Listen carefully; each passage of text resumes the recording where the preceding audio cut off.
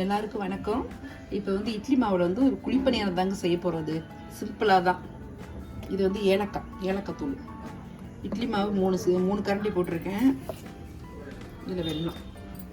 இதில் வெல்லம் போட்டால் தாங்க நல்லாயிருக்கும். ஜீனி போட்டிங்கன்னா டேஸ்ட்டு நல்லா இருக்காது. இது அந்த இனிப்பை தூக்கி கொடுக்கறதுக்காக உப்பு, அதாவது உப்பு போட்டால் கொஞ்சம் இனிப்பு அதிகமாக கிடைக்கும் அப்படின்னு சொல்லுவாங்க.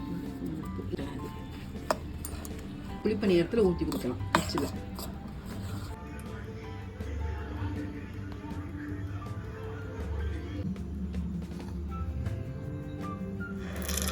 இதில் வந்து முக்காய்து ஊற்றினது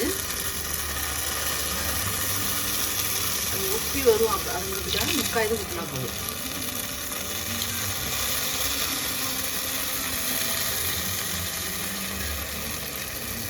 இதில் வெல்லம் போட்டுக்கிறதுனால இதெல்லாம் வேண்டாங்க, பயிருக்கு சட்னி இதெல்லாம் வேண்டாம், சும்மாவே சாப்பிட்றாங்க.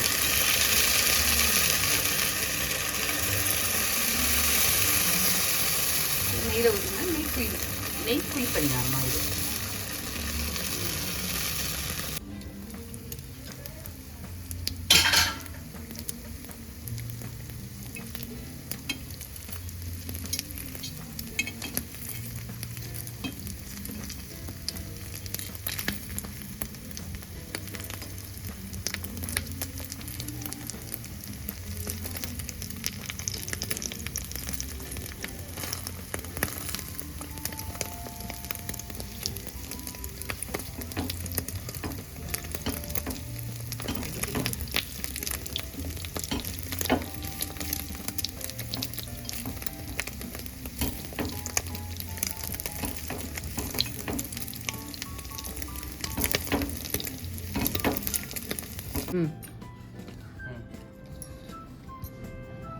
இது வந்து வெள்ளை குழிப்பணியாரம் ரெடி ஆயிடுச்சுங்க. இப்போ இட்லி மாவில் செஞ்சது இது.